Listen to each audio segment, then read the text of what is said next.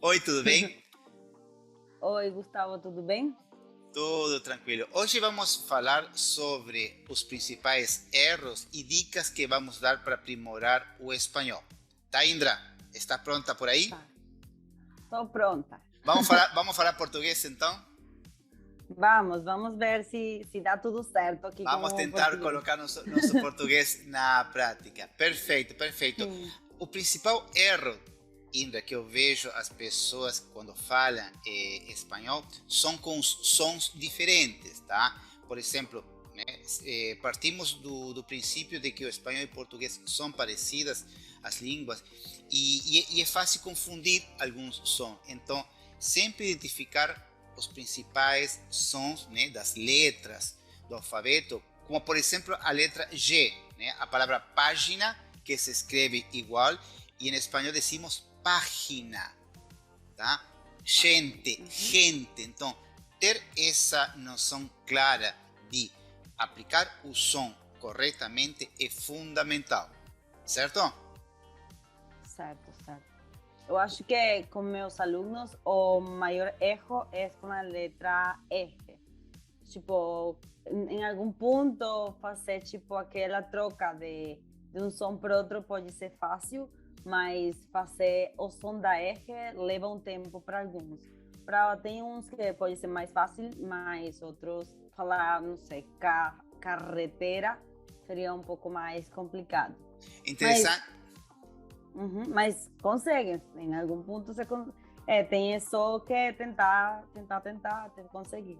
É interessante o que tu comentou. Eu sempre faço o exemplo da palavra jamón, com J, jamón e Ramon, né? Então sempre tento mostrar essa diferença e gravar isso é fundamental para melhorar, né? Tirar esse R e poder crescer no idioma. Então, logicamente que a primeira dica seria ter cuidado com esse som, né? Para quê? Para poder se aproximar mais a o espanhol. Muito bem. A segunda regra é tentar lembrar regras gramaticais. Isso também é fundamental. São erros comuns, né? Pelo fato de ser línguas parecidas, mas são erros que muitas vezes se repetem. Um erro muito comum que eu vejo é com a palavra el, o artigo el livro, que a cabeça de muitos brasileiros processa automaticamente lo livro, né? Então Do sempre livro. é fundamental, sempre é importante lembrar essas regras gramaticais, não é verdade? Sim, sim. Com ele e lo, sempre, inicialmente se tem o erro. Claramente, logo dá para saber, estudando as regras gramaticais, já dá para, ok, vou pensar um pouquinho mais, não, errei. Mas sim, como isso pode ser também é muito e muito, eu acho que também, logo de estudar, você entende que é mais fácil do que parece. Mas, Claro, claramente. Uhum. claro, claro. E às vezes como tip, como recomendação também seria anotar, né? Eu sempre faço o comentário de anotar eh, as palavras ou as dificuldades no final do livro, do caderno. Para quê? Para poder deixar tudo isso agrupado, porque se termina anotando dentro do contexto do dia a dia, muitas vezes passa desapercebido e não dá a devida atenção. Então, marque no final do caderno as palavras que têm mais dificuldades. Para quê? Para depois ir estudando. Isso é fundamental. Perfeito, perfeito. Como terceira dica, sim, e erros que são frequentes, ainda, eu vejo o uso de palavras que são parecidas, tá? Como por exemplo a palavra 20, ¿no? El número 20 en español es tan parecido y tan difícil de lembrar, ¿no es verdad? De lembrar.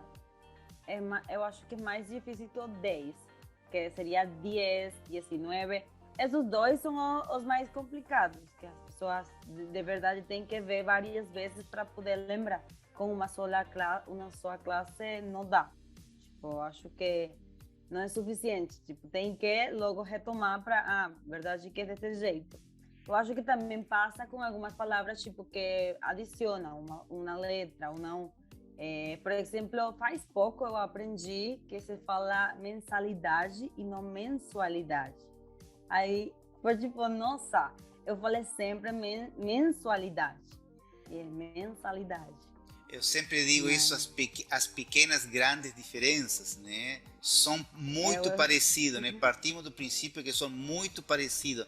Então aí já que vão surgir as dúvidas, né? Essas pequenas grandes diferenças que tornam os dois idiomas bem diferentes, não é verdade?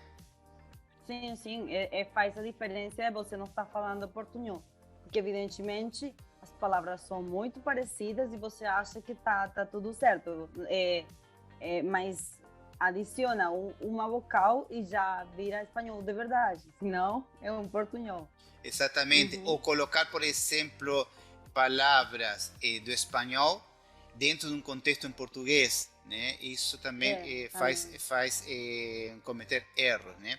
Então, a quarta dica está em diferenciar usos e aplicações, tá? Como, por exemplo, o verbo gustar.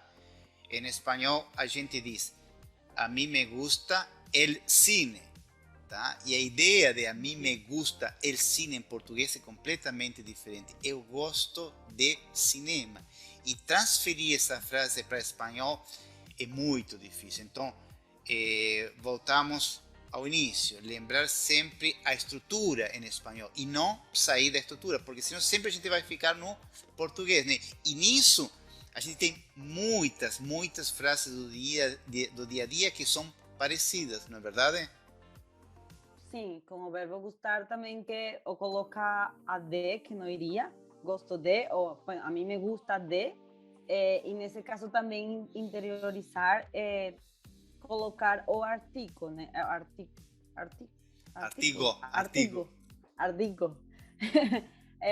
Que seria, por exemplo, a mim me gusta el cine, não falar a mim me gusta cine.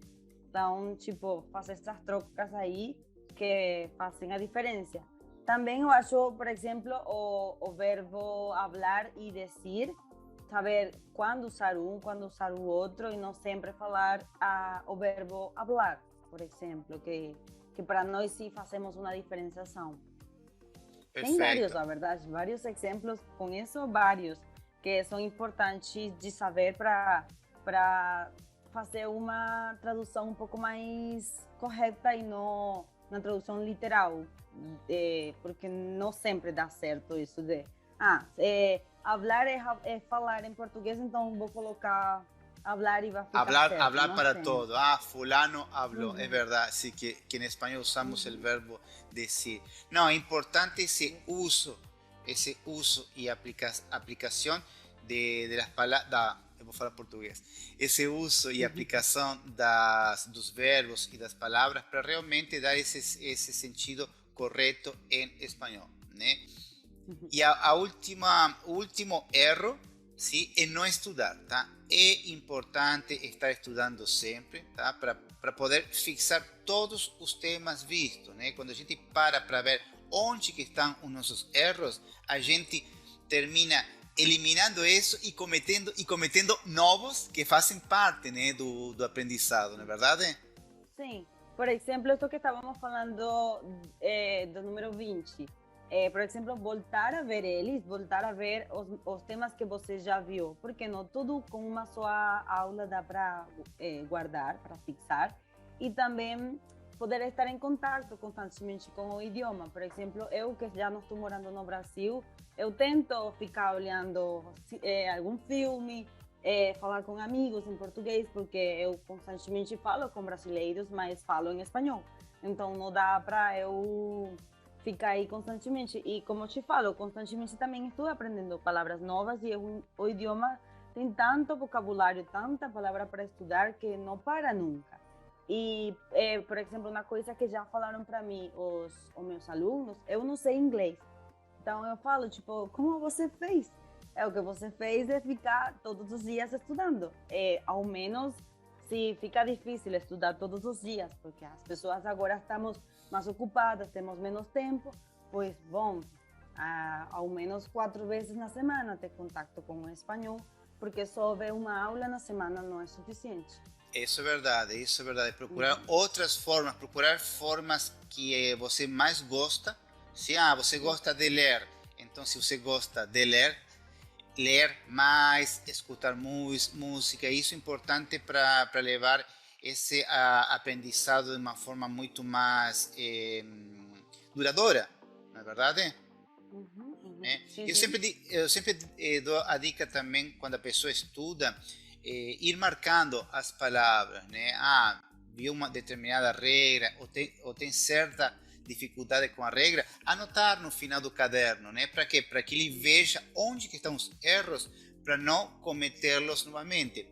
Pode e deve cometer novos erros, isso faz parte de qualquer aprendizado, mas não cair sempre nos mesmos erros, porque senão a pessoa sempre vai ficar patinando, ela vai ver coisas novas, mas vai patinar no que viu antes e vai continuar patinando nessas coisas novas porque não se permite corrigir, não é verdade? Sim.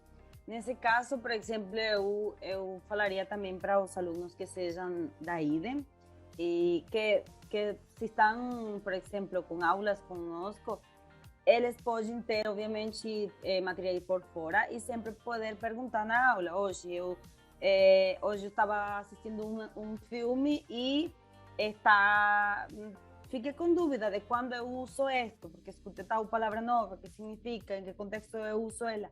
Sempre nós vamos estar à disposição para poder responder essas perguntas e, claramente, se você tem contato com o espanhol sem ter uma pessoa que fale, pode ser que tenha suas dúvidas, mas pode marcar sempre e perguntar para nós nas aulas. Acho que pode ajudar bastante, né? Com certeza, isso é verdade, isso é verdade. Muito obrigado, Indra, por teu tempo, tá? Espero que Obrigada, tenham Ana. gostado dessas dicas que passamos hoje. Qualquer dúvida ou comentário podem escrever também aqui em nossa comunidade em espanhol e ficamos sempre à disposição, tá? E não esqueçam de seguir em nossas redes sociais, @idemidiomas. Indra, muito obrigado por teu tempo, sim? Muito obrigada, Gustavo. Obrigada, perdão. Muito obrigada. Tchau, tchau. Tchau, tchau.